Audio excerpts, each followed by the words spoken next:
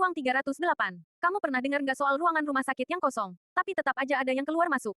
Ini cerita tentang Ruang 308, sebuah kamar di rumah sakit tua yang katanya nggak boleh dibuka lagi sejak tahun 2005.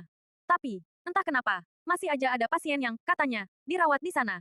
Cerita ini datang dari seorang perawat magang bernama Lina. Waktu itu, dia baru 2 minggu kerja di rumah sakit swasta yang udah berdiri sejak zaman Belanda, tepatnya di daerah Jawa Tengah. Rumah sakit itu punya bangunan utama yang baru, tapi masih mempertahankan satu bangunan tua yang katanya bersejarah, dan, konon, angker banget. Lina ditempatkan di bangsal kelas 3, lantai 3, tepatnya di dekat ruang 308. Hari-hari pertamanya aman-aman aja, tapi malam itu, saat dia shift malam sendirian karena perawat seniornya izin pulang duluan, dia ngerasa ada yang aneh. Sekitar jam 1 dini hari, dia lagi duduk di ruang perawat sambil nyusun catatan medis pasien. Tiba-tiba, terdengar suara lonceng kecil berdenting, bunyi yang biasa dipakai pasien kalau butuh bantuan. Dia langsung berdiri, suaranya datang dari lorong ujung, dekat ruang 308.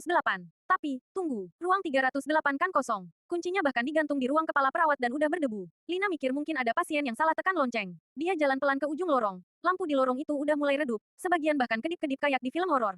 Sampai akhirnya, dia berdiri di depan pintu ruang 308.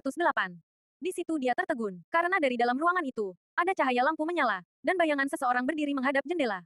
Dia nelen ludah, pelan-pelan ngedor pintu. Permisi, ini perawat, ada yang bisa saya bantu? Nggak ada jawaban, tapi bayangan itu tetap berdiri. Lina dorong pelan pintunya, dan keajaiban terjadi, pintunya nggak dikunci.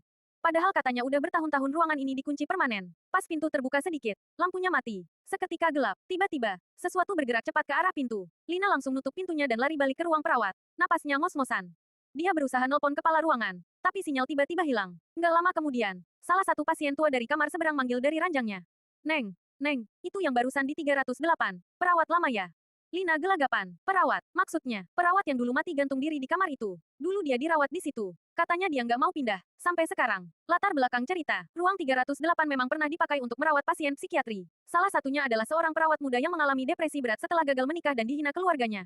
Dia bunuh diri di ruangan itu dengan cara gantung diri di kamar mandi pasien. Sejak kejadian itu, setiap perawat baru pasti ngalamin gangguan kalau ditempatkan di dekat ruang 308. Kadang ada yang melihat sosok wanita berseragam perawat berjalan bola-balik tengah malam. Kadang terdengar suara tangisan, atau lonceng pasien yang berbunyi sendiri. Kalau kamu tertarik, aku bisa lanjutkan cerita ini ke bab berikutnya dengan konflik yang makin dalam. Misalnya Lina yang akhirnya nekat masuk ke ruang 308 dan menemukan sesuatu yang nggak pernah boleh dibuka siapapun.